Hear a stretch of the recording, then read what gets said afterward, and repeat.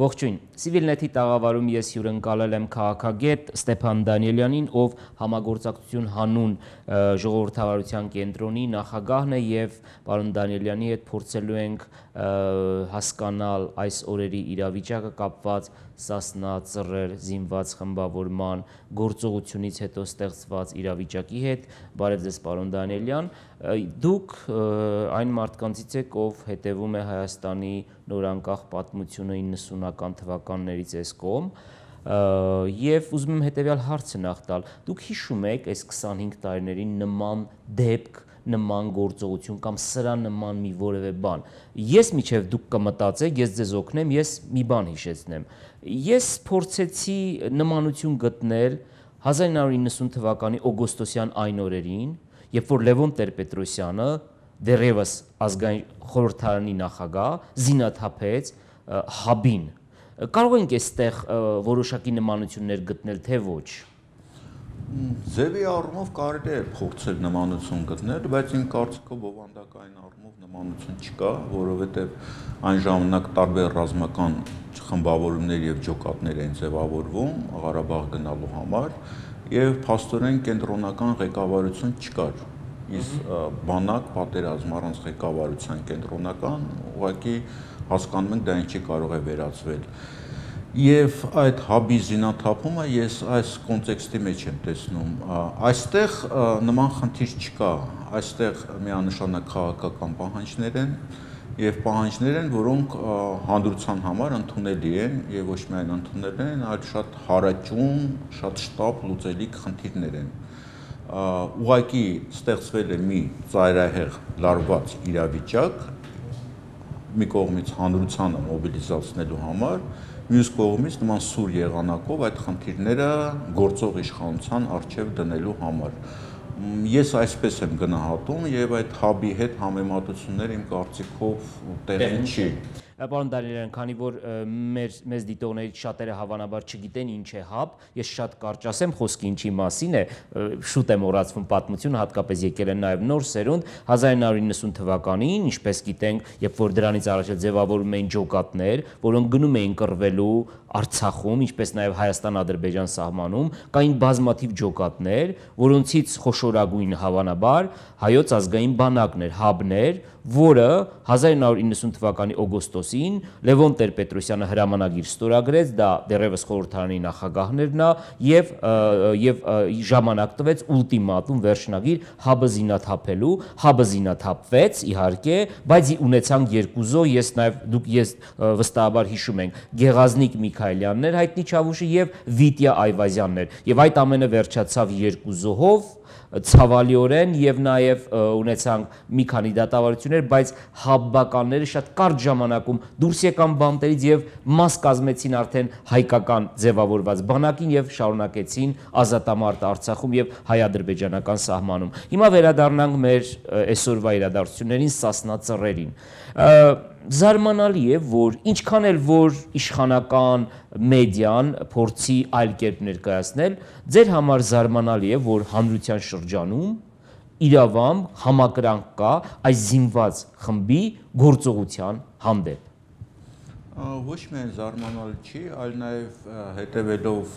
միջազգային մամուլում եւ ամենակարևորը ռուսական մամուլում, ինչի եմ նշում ռուսական, որովհետեւ Ռուսաստանը միշտ հիվանդագին բան կա, որ միշտ ինչ-որ գունավոր հեղափոխություններ, Ամերիկայի ձեռք եւ այլն տեսնել, բավականին արդեն ստապ գնահատականներ են, որովհետեւ երբ որ զինված խումբը նման գործողություն է կատարում, դա հանրության դեմ եւ պետության դեմ ուղղված քայլ է ընկալվում եւ հանրությունը դուրս չի գալի նրանց պաշտպանելու համար։ Եվ այս միտքը անընդհատ գնում է նաեւ ռուսական մամուլում եւ նույնիսկ մի քանի հոդվածներ կային, որտեղ այնքան սթափ եւ օբյեկտիվ եւ խորքային էր նկարագրած իրավիճակը, որ նույնիսկ զարմանում եմ, եթե Հայաստանում որևէ մեկը գրեր, կարող էր այդքան օբյեկտիվ եւ խորքային իրավիճակը ներկայացնել։ Սա նշանակում է նաեւ, որ Հայաստանի գործող իշխանությունը արդեն չի կարող ակնկալել նաեւ Ռուսաստանի աջակցությունը Եվ սա արդեն նոր իրավիճակ է եւ պատահական չի, որ հիմա նորից անընդհատ խոսք է գնում, որ այս շարժումը պետք է վերածել հակառուսականի։ Իմ կարծիքով դա առաջի հերթին ձեռնտու է իշխանությանը, որպեսզի նորից հին մեխանիզմը խաղարկի, այսինքն դինի ներկայացնի որպես հակառուսական գունավոր ինչ-որ հեղափոխություն, որպեսզի ռուսները գան օգնեն, որպեսզի գան ռուսները ուժային առումով օգնեն։ Ինձ թվում է սա այն միակ տեխնոլոգիան է մնացել գործող իշխանությանը, որովհետև դու չունենալով հանրային հենարան, պետք է դրսից որևէ ուժ հրավիրես։ Հանրային հենարան չունեն, բայց ունեն 20,000-անոց ոստիկանական բանակ, որը մենք տեսնում ենք ինչպես է վերաբերում քաղաքացիներին, ի վերջո մենք ունենք նաև բանակ,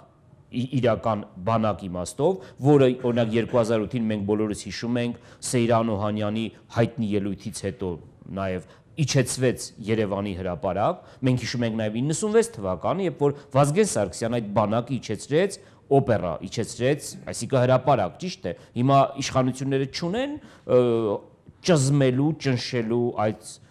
այս ամենը։ Իմ կարծիքով չունեն երկարատև ռեպրեսիաներ իրականացնելու համար ռեսուրսներ չունեն եւ այստեղ նույնպես իրավիճակը փոխված է։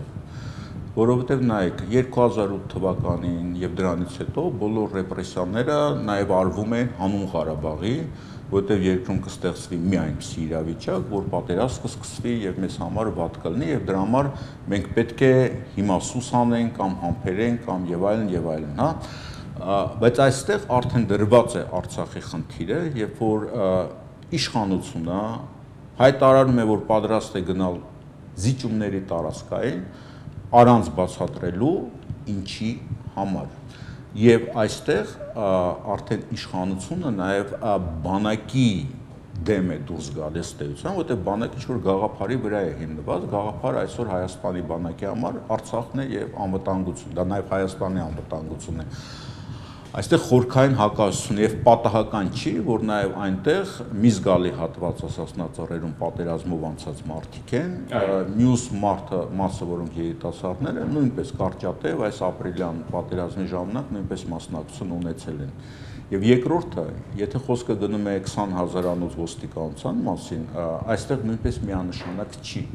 որովհետեւ դու կարող ես ունենալ հատուկ ստորաբաժանումներ, որոնք պատրաստ են ռեպրեսիաներ իրականացնել, բայց ոստիկանության համար նույնպես խնդիր է առաջանում։ Լավ,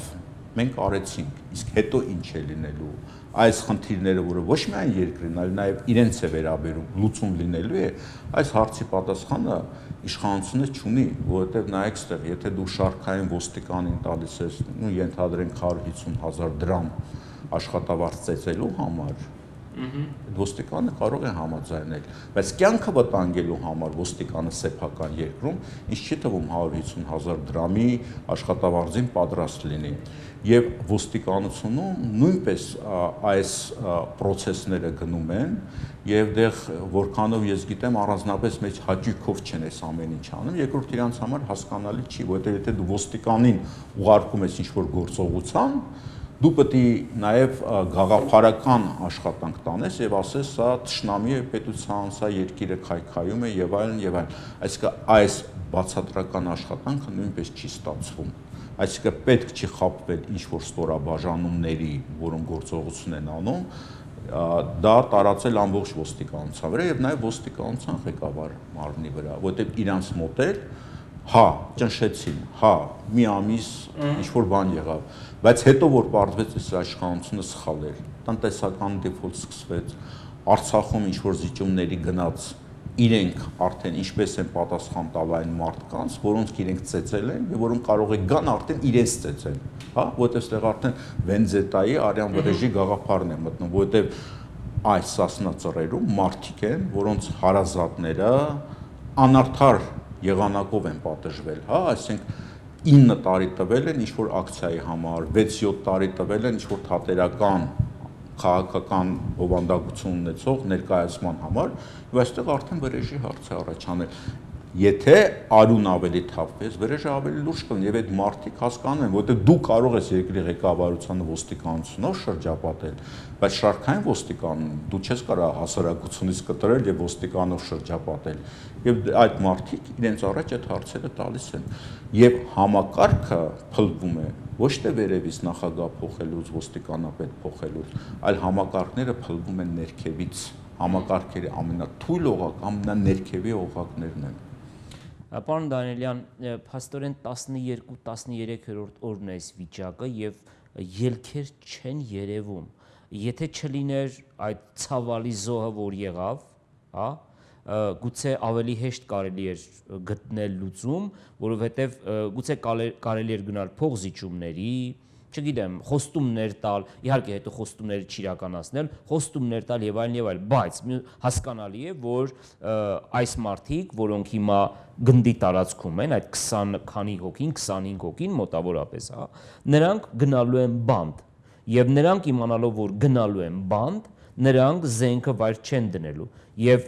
իշխանություններն էլ հասկանալի պատճառներով չեն ուզում արյուն թափել, ոչ միայն մարդասիրական մղումներից ելնելով, այլ նաև որտեղ այդ արյունը վերջի վերջո պատմական կտրվածքով գրվում է իշխանությունների վրա։ Ինչ ելք պետք է, ինչ հնարավոր ելք է այս իրավիճակից ձեզ թվում։ Նախ, որ ասում են կդատապարտվեն ցմահ կամ կդատապարտեն 15-10 տարի, հա, այս գործողության համար, այդքան էլ միանշանակ չի, որովհետև կարևոր չի, քանի տարի կդատապարտվեն։ Նրանք կնստեն այնքան ժամանակ, մինչև այս իշխանությունը փոխվի։ Եվ եթե Աստված չանի Ղարաբաղում ինչ որ իրադարձություններ եղան Հայաստանի համար ոչ լավ ելքով, ապա այս մարդկանց արարքը արդեն կլիներ օրինական, որովհետև նրանք սրանով զգուշացնում են, որ դեպի այս են գնում։ Եվ այդ մարդիկ կնստեն այնքան ժամանակ, որքան կլինի այս իշխանությունը, այսինքն դա կլինի մի ամիս, 5 տարի, 2 տարի, ես չգիտեմ, այսինքն այդ 15 տարի դատապարտվելն էլ միանշանակ չի։ Իշխանությունը վախենում է գնալ քայլերի, շատերը ասում են, որովհետև ինքը եթե գնա նման քայլերի, հաջորդ անգամ էլի նման գործողություններ կլինեն եւ զիջումներ կպահանջի եւ հանրության մոտ կընկալվի, որ իշխանությունը թույլ է։ Իհարկե այդ ամենը չկա, բայց ինձ կարծիքով ամենակարևորը այն է, իշխանությունը վախում է իշխանության մոտ թույլ երևալ։ Սերժ Սարգսյանը վախում է հանրապետական կուսակցությունում թույլ երևալ, ոստիկանների, զինվորական ղեկավարության մեջ թույլ երևալ, եթե գնա զիջումների։ Այսինքն ինքը վախենում է կորցնել իր դիրքը ոչ թե հանրության մեջ, այլ իշխող վերնախավի մոտ է վախենում կորցնել իր անձնական վարկը։ Եվ դրա համար, եթե գնա ինչ-որ զիջումների, իմ կարծիքով, չնայած լուրջ զիջումների երբեք չի գնա, որը կարող է իշխանության փոփոխություն բերել, բայց որևէ զիջումների ուղղակի ինչ-որ ելքից հետո, հա, ինչ-որ քայլեր անել, ինչ-որ բաներ անել, բայց իմանալով, որ ընտրություններ են լինելու, նա ինչ չի թվում, որ ցանկացած պարագայում նա զիջի իշխանությունը, զիջի խորհրդարանը, մեծամասնությունը եւ այլն, կգնա միջև վերջ։ Պարոն Դանիելյան, ինչ եք կարծում, Սերժ Սարգսյանի դիրքերը հիմա ուժեղ են, թե ուժեղ չեն։ Սերժ Սարգսյանի դիրքերը ահավոր թույլ են միջազգային հարթակում, որտեղ ինչպես բանակցել նման ծանր թեմայի շուրջ, ինչպես Ղարաբաղն է մի մարդու հետ, որը չունի հանրային որևէ վստահություն, եւ որը արդեն կորցնել իր վստահությունը իշխանության մեջ, բանակում։ Մյուս կողմից Սերժ Սարգսյանի դիրքերը շատ թույլ են, ոչ միայն երկրի մեջ, որտեղ մենք գիտենք, որ հանրային վստահությունը շատ թույլ է, հա, ասենք թույլ է, հա, այլ նաեւ իշխանության մեջ, որտեղ առաջացել են կասկածներ, որ Սերժ Սարգսյանը չունի ապագայի որևէ լուծում, ոչ միայն Հայաստանի համար, այլ իշխող վերնախավի համար։ Եվ ինձ թվում է արդեն իրենց մոտ այդ խնդիրը դրված է նոր ղեկավար գտնել, հա, նոր առաջնորդ գտնել, խոսքը իշխող վերնախավի մասին է։ Ով է այդ իշխող վերնախավը։ Ես մի քիչ դժվարանում եմ պատկերացնել, ասենք Սերժ Սարգսյանին մի կողմ ենք դնում, ով է Գալուս Սահակյանն է երկրորդ դեմքն ու նկատի ունեմ Հովիկ Աբրահամյանն է, օլիգարխիան է, ով է։ ով է այդ Իշխող վերնախավը բանակն է, ոստիկանությունը, ես մի քիչ դժվար է Հայաստանում հասկանալ, ում նկատի ունեք։ Իշխող վերնախավը դա օլիգարխիան է եւ այն բանակի, ոստիկանության, մյուս պետական կառույցների այն անձերն են, որոնք տնտեսության մեջ մեծ դիրք են գրավում, հա, որոնք այս տնտեսական իշխանության սերտաճման առումով կարողացել են կուտակել որոշակի ֆինանսական եւ նյութական արժեքներ։ Այսինքն նրանք ավելին ունեն, քան Սերժ Սարգսյանը, կարծում եք։ Կարևոր չի որքան ունեն, հա, եւ կարևոր չի որքանն է այստեղ, որքան է դրսում, այլ կարևոր է, որ նրանք այդ պատասխանատվության առաջ կարող են կանգնել եւ պատահական չի, որ հիմա հարցեր են ելնում այդ գումարները վերադարձնել Հայաստան, հա, եւ ինչ որ հետաքննություն կարող է գնա իշխանության փոխվելու համար։ Այլ իրենք իրենց անվտանգության համար կփորձեն, իմ կարծիքով, ավելի ընդունելի դենք բերել եւ նաեւ կրիմինալ վերնախավը, որովհետեւ կրիմինալ վերնախավը շատ մեծ դերակատարություն ունի ընտրությունների կազմակերպման գործում, կեղծելու, կազմակերպելու, այսինքն նաև այս Հայաստանի մասնաբաժին ունենալու գործով եւ որոնք նրա նաև արդեն ունեն որոշակի դիրքեր իշխանության մեջ, պատգամավորներ են, նախարարներ են եւ այն ոչ բոլոր նախարարներ են օլիգարխներ, բայց նմաններ էլ կան։ Այսինքն այդ մարդիկ X պահին կարող է փորձեն որոշում կայացնել եւ դա հնարավոր է։ Պարոն Դանիելյան, ինչպես կբնութագրեիք կուսակցությունների դիրքորոշումը։ Տեսեք ինչ իրավիճակ է ստեղծվել։ Հանրապետական կուսակցությունը, Հայ ազգային կոնգրեսը եւ Հայ հեղափոխական դաշնակցությունը, որոնք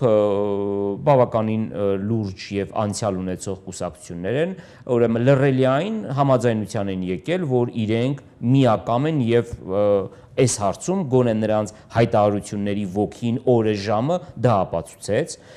հրապարակում չկան շատ կուսակցություններ, որոնք դուրս կան փողոց եւ մի տեսակ հանրությունը մենակ է մնացել եւ հանրությունը չգիտի ինչ անել։ Այս իրավիճակում ինչ պետք է անի հանրությունը, ով պետք է նրան առաջնորդի։ Խոսքը նրա մասին չի, որ մարդիկ դուրս կան եւ ասեն, ինչպես հիմա են ասում, ես Պավլիկ եմ, ես Սասնա ծուռ եմ, այլ այս իրավիճակը, այս իրավիճակից ինչպես օգուտներ քաղի լավ իմաստով, որտեվ սա ճգնաժամը իր հետ ստեղծում է նաեւ հնարավորություններ, երբ որ դու ճգնաժամից չես օգտվում, ավելի է լճացումը խորանում։ Ինչ պիտի անի հասարակությունը եւ ովքեր պիտի առաջնորդեն։ Շատ էր խոսում ժամանակին, որ կուսակցությունները թող մի կողմ գնան, այ հասարակական կազմակերպությունները, ավելի ճիշտ ակտիվիստները այս գործը առաջ կտանեն։ Ով պիտի անի այս գործը։ Քաղաքական կուսակցությունների մասին շատ է խոսվել, նորից չկրկնենք եւ նաեւ մի պահ էլ մենք հիշենք, որ ընտրություններից առաջ կուսակցությունների մեծ մասը, այդ թվում նաև ընդդիմադիր կոչվող, իրենց նախընտրական ցուցակների նախագծերը ներկայացնում են Սերժ Սարգսյանին եւ այնտեղ ստանում են, հա, համաձայնություն սրան հանել, սրան մտցնել, այսինքն Սերժ Սարգսյանը ոչ միայն հանրապետական կուսակցության ցուցակն է գրել, այլ մեծ մասի իր համաձայնությունը տվել։ Այսինքն սրանք ամբողջովին կառավարվող համակարգեր են ու կարևոր չի ինչ են կոչվում իշխանություն, ընդդիմություն, այդ թվում նաև դաշնակցությունը, մյուսների մասը էլ չեմ ասում։ Հիմա քաղաքական կուսակցությունները դուրս են եկել հանրային քաղաքական մտքի ձևավորման գործընթացից։ Ովքեր պետք է անեն, իմ կարծիքով մենք չենք կարող ասել դու պետք է անես, դու չպետք է, այսինքն ստեղծում է մի իրավիճակ, որտեղ գալիս առաջ են գալի մարդիկ։ Այսինքն իրավիճակն է առաջ բերում առաջնորդների։ Իրավիճակը առաջ է բերում առաջնորդների եւ ով որ կկարողանա իրեն դրսևորել ճիշտ, կարողանա մտքեր եւ գործընթացներ գեներացնել, ստանալ հանրային վստահություն, կառաջանա նոր քաղաքական դաշտ Հայաստանում։ Այս գործընթացը ինչքանով արդյունավետ, որքանով արդյունավետ չի, ես չեմ կարող ասել, բայց սա ոնց որ տարերային շուկայական հարաբերություններ է, հա, մաքրվում է դաշտը, գալիս են առաջ են գալի նոր նախաձեռնություններ եւ նոր ուժեր։ Պարոն Դանիելյան, ձեր կարծիքով թող հումոր չհնչի, բայց ձեր կարծիքով այսօր հանրության մեջ առանց կեղծիքի Սասնա ծռերի հեղինակությունն է բարձր թե իշխանությունների։ Սասնա ծռերին հանրությունը միջև այս դեպքերը քան ումը, քան իշխանություններինը։ Ինձ թվում է, եթե խոսքը գնում է քաղաքական հեղինակության մասին, դա մի բան է։ Եթե խոսքը գնում է բարոյական աջակցության։ Բարոյական աջակցության մասին, այո։ Բարոյական աջակցությունը իմ կարծիքով Սասնա ծռերինն է, որոնք գնացել են ինքնազոհողության, բայց իմ կարծիքով նույն Սասնա ծռերը գուցե սխալվում են, իրենք էլ չգիտեն, լավ չեն ձևակերպել իրենց խնդիրները եւ քայլերի հաջորդականությունը, հա, գրավեցինք, հետո ինչ է լինելու։ Երևի հույսը դրել են, որ այդ քայլով ծայրահեղ իրավիճակ կստեղծվի եւ ինչ-որ գործընթացներ կսկսվեն։ Այսինքն իրենք չունեն պլան B, չունեն իրենք։ Իրենք արել են պլան A, մի կողմ ենք դնում դա արդարացված է, արդարացված չէ, ծայրահեղի միջոց է, ծայրահեղ չէ, բայց չունեն հաջորդ քայլերը, ճիշտ եմ հասկանում։ Ну,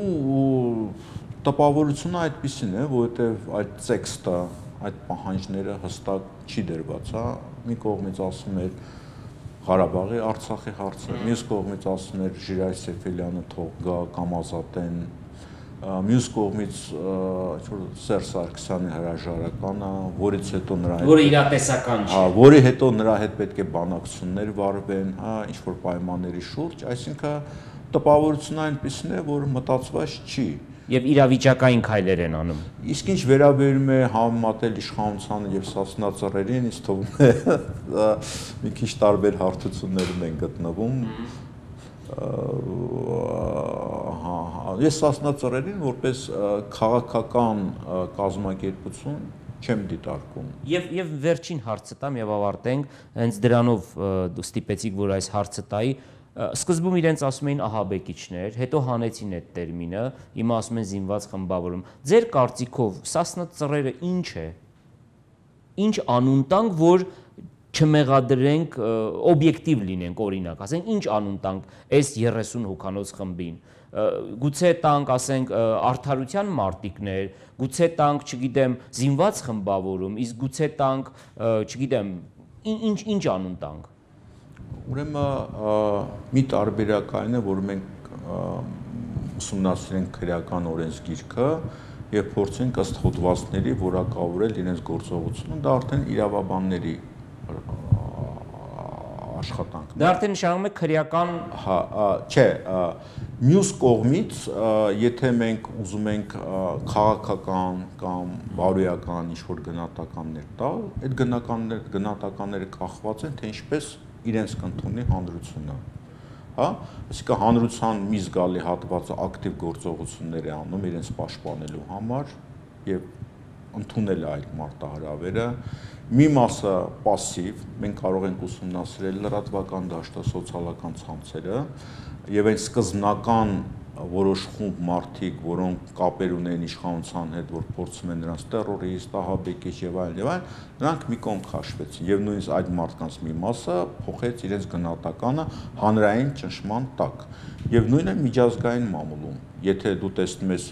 ահաբեկիչը գործողություն է անում եւ ժողովուրդը դուրս է գալիս, շրջապատում է նրանց հազարավոր մարդիկ եւ պաշտպանում է ոստիկանություններից, այդտեղ արդեն օբյեկտիվորեն գնահատականները փոխվում են։ Այսինքն չընդունելով նման ձևը, ընդունում են, որ այլ ձև չկար այս երկրում, հա, եւ նույնիսկ ասում են ռուսական մամուլն է դա ասում։ Շատ կարևոր է ռուսական մամուլը, որ ասում են երկրում սարսափելի կոռուպցիա է, անօրինականություն է, օրինական ճանապարհներով իրավիճակը փոխել հնարավոր չի,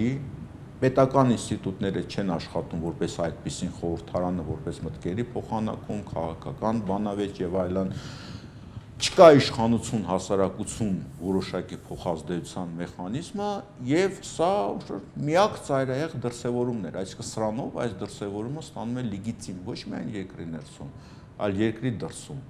Այլ հարցը հետո հաջորդ քայլերը ինչ են լինելու եւ նաեւ այդ գնահատականի փոփոխությունը դրա հետ էլ կապված չէ, որտեղ ահաբեկությունը հանրային աջակցություն չի ունենում։